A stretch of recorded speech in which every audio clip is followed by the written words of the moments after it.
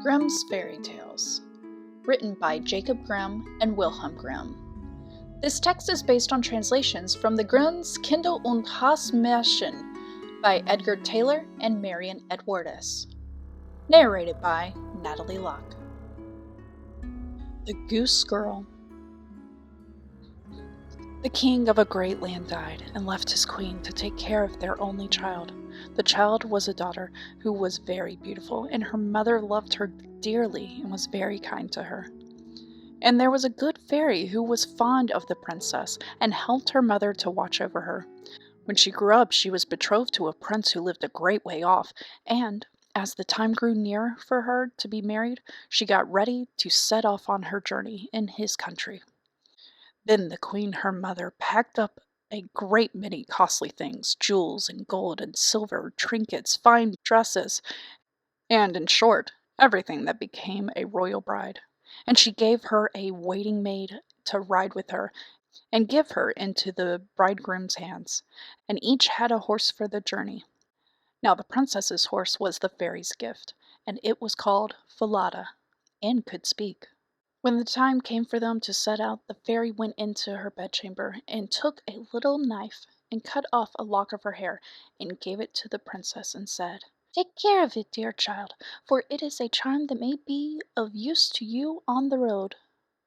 Then they all took a sorrowful leave of the princess, and she put the lock of her hair into her bosom, got upon her horse, and set off on her journey to the bridegroom's kingdom. One day, as they were riding along by a brook, the princess began to feel very thirsty, and she said to her maid, "Pray, get down and fetch me some water in my golden cup out of yonder brook, for I want to drink." "Nay," said the maid, "if you are thirsty, get off yourself, and stoop down to the water and drink. I shall not be your waiting maid any longer." Then she was so thirsty that she got down and knelt over the little brook and drank, for she was frightened and dared not bring her golden cup, and she wept and said, "At last, what will become of me?" And the lock answered her and said, "Alas, alas, if mother knew it, sadly, sadly, she would rue it." But the princess was very gentle and meek, so she said nothing to her maid's ill behavior, but got up upon her horse again. Then all rode further on their journey, till the day grew so warm and the sun so scorching that the bride began to feel very thirsty again. And at last, when they came to the river, she forgot her maid's rude speech and said, "Pray, get down and fetch me some water to drink in my golden cup." But the maid answered her, and even spoke more harshly than before. "Drink it if you will, but I shall not be your waiting maid." Then the princess was so thirsty that she got off her horse and lay down, and held her head over the running stream, and cried out, "What will become of me?" And the lock of her hair answered again, "Alas, alas, if mother knew it, sadly, sadly, she would rue it." And as she leaned down to drink, the lock of hair fell from her bosom, and floated away in the water. Now she was so frightened that she did not see it, but her maid saw it, and was very glad, for she knew the charm, and she saw that the poor bride would be in her power, now that she had lost her hair. So when the bride had done drinking, and would have got upon Falada again, the maid said, "I shall ride upon Falada, and you may have my horse instead." So she was forced to give up her horse, and soon afterwards to take off the royal clothes and put on her maid's shabby ones. At last, as they drew near the end of their journey, this treacherous servant threatened to kill her mistress if she ever told anyone what had happened. But Falada saw it all, and marked it well.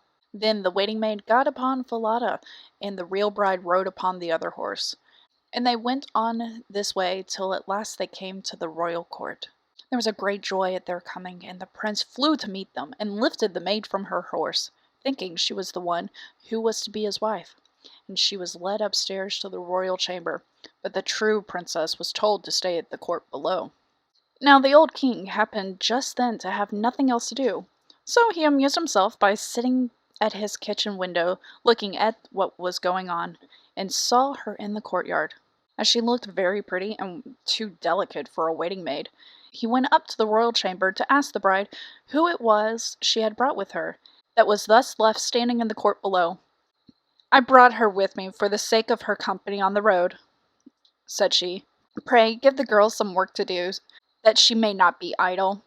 The king could not for some time think of any work for her to do, but at last said, I have a lad who takes care of my geese. She may go and help him. Now the name of this lad, that the real bride was to help in watching the king's geese, was Curdken. But the false bride said to the prince, Dear husband, pray do me one piece of kindness. That I will, said the prince. Then tell one of your slaughterdens to cut off the head of the horse I rode upon, for it is very unruly, and plagued me sadly on the road. But the truth was, she was very much afraid lest Falada should some day or other speak, and tell all she had done to the princess. She carried her point, and the faithful Falada was killed. But when the true princess heard of it, she wept, and begged the man to nail up Falada's head against a large dark gate of the city, through which she had to pass every morning and evening, and she might still see him sometimes. Then the slaughterer said he would do as she wished, and cut off the head, and nailed it up under the dark gate. Early the next morning she and Curdken went out through the gate. She said sorrowfully, Falada, Falada, there thou hangest, and heard an answer, Bride, bride, there thou gangest. Alas, alas, if thy mother knew it, sadly, sadly she would rue it. Then they went to the city and drove the geese on. When she came to a meadow, she sat down upon the bank there, and let out her wavy locks of hair, which were all of pure silver. And when Curdken saw it glitter in the sun, he ran up and would have pulled some of the locks, but she cried, Blow, breezes, blow, let Curdken's hat go. Blow, breezes, blow, let him after it go. O'er hill, dales, and rocks, away be it whirled, till the silvery locks are all combed and curled. Then there came a wind, so strong that it blew Curdken's hat, and away it flew over the hills, and he was forced to turn and run after it, till by the time he came back she had done combing and curling her hair, and had put it up again safe. Then he was very angry and sulky, and would not speak to her at all, but they watched the geese until it grew dark in the evening, and then drove them homewards. The next morning, as they were going through the dark gate, the poor girl looked up at Falada's head and cried, Falada, Falada, there thou hangest. And the head answered, Bride, bride, there thou hangest. Alas, alas, if thy mother knew it, sadly, sadly, she would rue it. She drove on the geese and sat down in the meadow and began to comb her hair as seen before, and Curdken ran up to her and wanted to take hold of it, but she cried out quickly, Blow, breezes, blow, let Curdken's hat go. Blow, breezes, blow, let him after it go. O'er hill, dales, and rocks, away with it be whirled, till the silvery locks are combed and curled. Then the wind came and blew away his hat, and off it flew a great way over the hills and far away, so that he had to run after it. When he came back, she had bound up her hair again, and all was safe. So they watched the geese till it grew dark. In the evening, after they came home, Curdken went to the old king and said, I cannot have this strange girl to help me keep the geese any longer. Why? Said the king. Because instead of doing any good, she does nothing but tease me all day long. Then the king made him tell him what happened. Curdken said, When we go in the morning through the dark gate with our flock of geese, she cries and talks to the head of the horse that hangs upon the wall and says, Falada, Falada, there thou hangest. And the head answers, Bride, bride, bride, there thou gangest. Alas, alas, if thy mother knew it, sadly, sadly, she would rue it. And Curdken went on telling the king, and what happened upon the meadow where the geese fed, how his hat blows away, and how he is forced to run after it, and leaves his flock and geese to themselves. But the old king told the boy to go out again the next day, and when morning came, he placed himself behind the dark gate, and heard how she spoke to Falada, and how Falada answered. Then he was in the field, and hid himself in the bush by the meadow's side.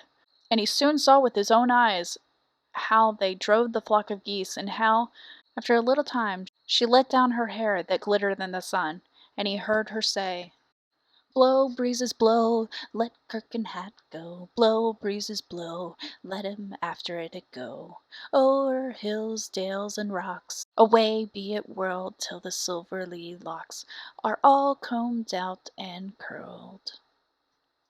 And soon came a gale of wind, and carried away Curdken's hat, and away went Curdken after it, while the girl went on combing and curling her hair.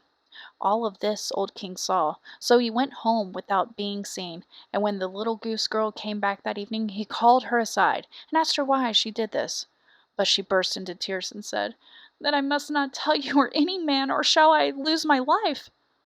But the old King begged so hard that she had no peace till she had told him all the tale, from beginning to end, word for word. And it was very lucky for her that she did so, for when she had done, the king ordered royal clothes to be put upon her, and gazed on her with wonder. She was so beautiful. Then he called his son and told him that he had only a false bride, for that she was merely a waiting maid, while the true bride stood by. And the young king rejoiced when he saw her beauty, and heard how meek and patient she had been. And without saying anything to the false bride, the king ordered a great feast to be got ready for all his court. The bridegroom sat at the top, with the false princess on one side and the true one on the other. But nobody knew her again, for her beauty was quite dazzling to their eyes, and she did not seem at all like the little Goose-Girl, now that she had her brilliant dress on. When they had eaten and drank, and were very merry, the old king said that he would tell them a tale. So he began and told all the story of the princess as if it was one that had been once heard, and he asked the true waiting maid what she thought ought to be done to anyone who behaved thus. "Nothing better," said the false bride. "That she should be thrown into a cask stuck round with sharp nails, and 2 white horses should be put to it, and should drag it from street to street till she was dead." "Thou art she," said the old king, "and thou hast judged thyself, so shall it be done to thee." And the young king was then married to his true wife, and they reigned over the kingdom in peace and happiness all their lives. And the good fairy came to see them, and restored the faithful Falada to life again. You have just listened to The Goose-Girl from Grimm's Fairy Tales, narrated by Natalie Locke. Please feel free to enjoy any of the other public domain books that I have narrated thus far.